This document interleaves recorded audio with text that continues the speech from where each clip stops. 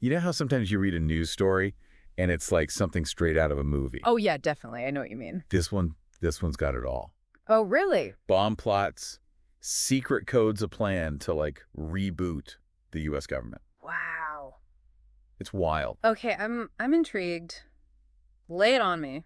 All right, so this deep dive, we're looking at an article about this guy, Harun Abdulmalik Yanner in Florida, Okay. and he was just arrested. All right. But it's not just like any other arrest. Okay. This dude was allegedly building bombs, Oh, wow. had a whole YouTube channel about explosives. No way. And he was like talking about wanting to cause chaos like on a massive scale. So this is not just some small time thing. No, not at all. This is a big deal. Huge. Okay, so where do we even begin with a story like this? Well, the article kind of starts with his plan, Okay. this alleged plot to target the New York Stock Exchange, Okay. like right before Oh Thanksgiving. my gosh. Can you The imagine? week before Thanksgiving, that's Hey, oh, bold to say the least. it's yeah, And the article even quotes him talking about wanting to cause a small nuke, like explosion. a small I nuke. know. That's some pretty intense imagery right there. To wake people up. That was his thing. So he's not just aiming for destruction. It sounds like he's trying to make a statement, Right. and a very loud one at that. Yeah. So what else do we know about this guy? Well, the planning was intense. Like, seriously meticulous. What do you mean?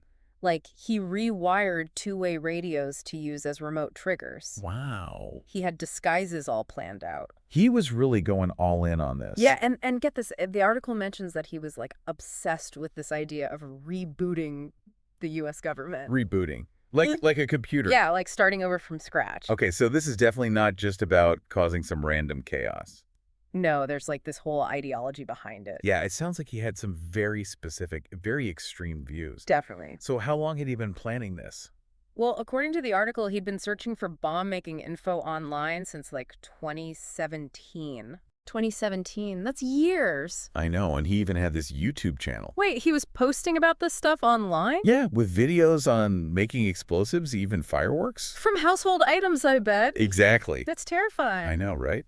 Makes you wonder how easy it is to find this kind of stuff online. Yeah, and how many other people might be watching and learning from it. It's a scary thought, for sure. For sure. And then there's this whole other layer to the story. Oh, there's more. Oh, yeah. Okay. So apparently he had a history of making threats even before all this. Like what kind of threats? Well, the article mentions one incident where he was working at a restaurant Okay.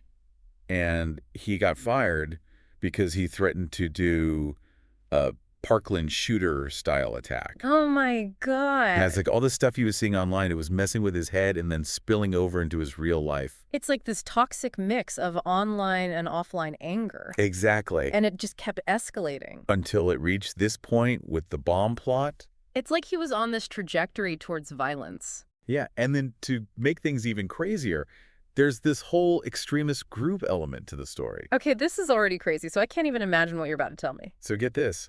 He tried to join those Googaloo boys, Oh, wow. and even the Proud Boys. These are some seriously anti-government groups. Right. And they're often linked to violence. Yeah, and the article specifically mentions the Boogaloo Boys. They're all about, like, violent societal upheaval. So he was trying to get in with these guys? But here's the kicker.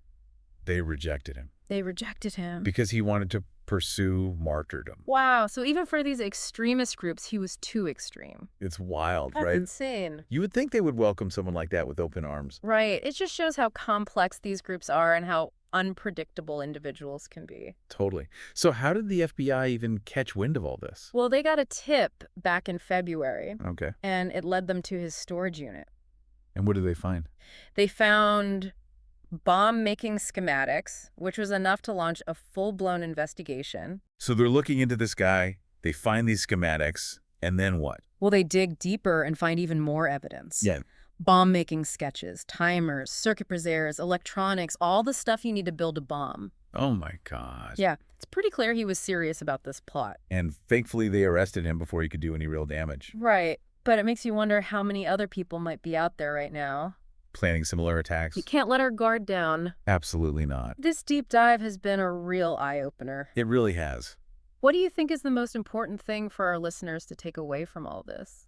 I think it's got to be the importance of recognizing those warning signs. Yeah. Whether it's online or offline. Right. Like if someone's constantly talking about violence or if they're obsessed with extremist groups, Those are red flags. We can't just ignore that stuff. And I think it's also a good reminder to be mindful of what we're consuming online. Yeah. Are we accidentally contributing to echo chambers or normalizing dangerous ideologies? It's something we all need to think about. Definitely this case really leaves us with a lot to ponder. It does, for sure. A lot to ponder. Well, thanks for joining me on this deep dive. It's been my pleasure. It's a wild world out there. Stay safe, everyone. Stay safe. And we'll catch you on the next deep dive. See you then. Bye. Bye.